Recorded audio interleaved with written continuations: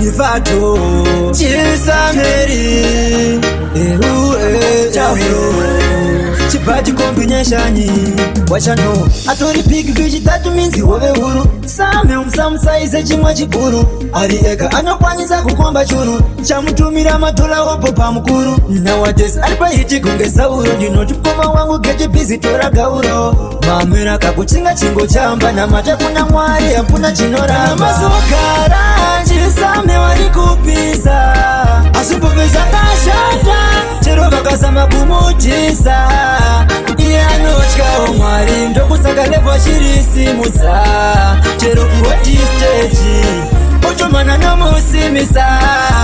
yoke makeke ngoma zaanopika vazhinji vakomuti ukuvhura hombe iye anozvininyipisa kozi zvaasingane kukura ari rombe secheyamenyu kuvakokera mugokanyi zvimahiti zvake zvakasimba kunge hokanyi wakazonzwa mesilesa chimusimbisa wobva watosiya same wanozvibharisa mazogara chisame wari kupisa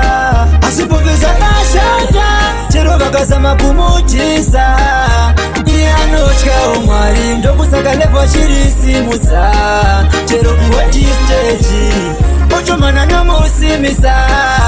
wachano atori big fish tatu minzi hove huru same umsamusaize chimwe chikuru ari ega anokwanisa kukomba churu chamutumira madola opo pamukuru nowadays ari pahiti kunge Sauro ndinoti mukoma wangu geje busy tora gauro mamera kakuchinga chingo chamba namata kuna Mwari hakuna chinoramba mazogara chisame wari kupisa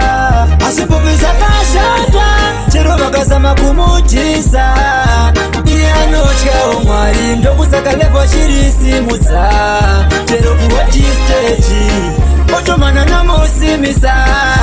yoke makeke ngoma zaanopika vazhinji vakomuti ukuvhura hombe iye anozvininyipisa kozi zvaasingane kukura ari rombe secheyamenyu kuvakokera mugokanyi zvimahiti zvake zvakasimba kunge hokanyi wakazonzwa mesilesa chimusimbisa wobva watosiya same wanozvibharisa mazogara chisame wari kupisa asipopesa kashata chero vakazama kumutisa iye anotyawo Mwari ndokusaka levo chirisimudza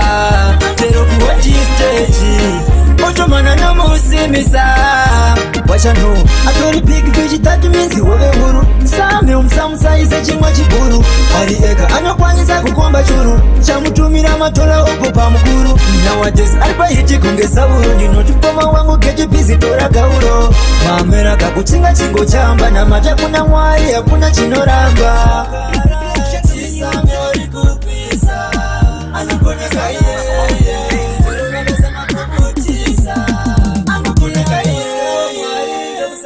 chirisimudza anokoneka iye otomana nomusimbisa